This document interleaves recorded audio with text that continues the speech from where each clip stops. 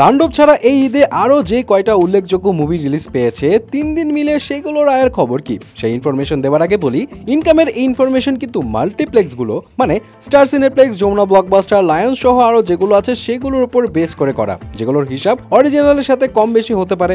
আর single স্ক্রিনের হিসাব নিয়েও এমনিতেও লাভ নেই, কারণ তাণ্ডব নিজে 140টার মধ্যে 133টা স্ক্রিন দখল করে রেখেছে। যাই হোক, প্রথমে নীলচক্রর কাছে আসি। আরিফিন শুভর অভিনীত নীলচক্র প্রমোশনাল ম্যাটেরিয়ালস দিয়ে বেশ ভালোই কিন্তু বাস ক্রিয়েট করেছিল এবং রিপোর্টস বলছে 3 দিন মিলে নীলচক্রের আয় 7 লক্ষ টাকা এবং এই গ্রস কালেকশনটা কেবলমাত্র মাল্টিপ্লেক্সের হিসাব। এছাড়া শরীফুল রাজ, তাসনিয়া ফারিন এন্ড মোশাররফ করিম অভিনীত ইনসাফ কিন্তু আবার মাল্টিপ্লেক্স থেকে কেবলমাত্র থার্ড ডেতেই কামিয়ে ফেলেছে 10,48,000 টাকার মতো এবং মুক্তির পর থেকে রেসপন্স ভালো আসায় এই মুভির শো কিন্তু বেড়েছে। জানা গেছে গতকাল স্টার সিনেপ্লেক্সে 5টা শো হাউসফুল এন্ড একটা অলমোস্ট ফুল গেছে এবং 3 দিন মিলিয়ে এই মুভির মাল্টিপ্লেক্স থেকে গ্রস কালেকশন হয়েছে 23 লাখ টাকার একটু বেশি।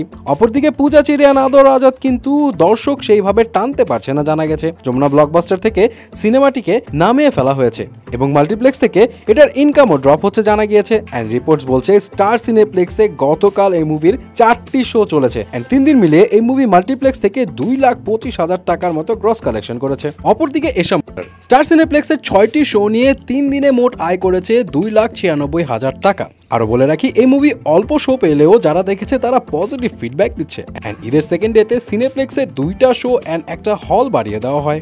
তাণ্ডব বাদে ইনসাফের পর আর যে মুভি খুবই এগিয়ে আছে সেটা হলো পরিচালক তামিম নূরের উৎসব। যারা দেখেছে তারা পজিটিভ রিভিউ দিচ্ছে, ইভেন অনেকে তো বলছে রাজকুমার হিরানির মুভির একটা ফিল পাওয়া যাচ্ছে।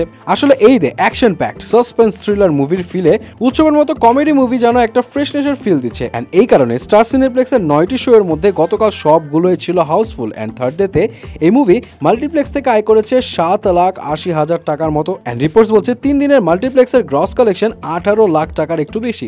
আর যারা তাণ্ডবের কালেকশন শোনার জন্য ওয়েট করছেন তাদেরকে বলি, তাণ্ডবের আইনে কিন্তু অলরেডি আরেকটা কন্টেন্ট বানানো আছে এন্ড এগুলোর মধ্যে কোন মুভি আপনি দেখে ফেলেছেন জানাবেন কিন্তু।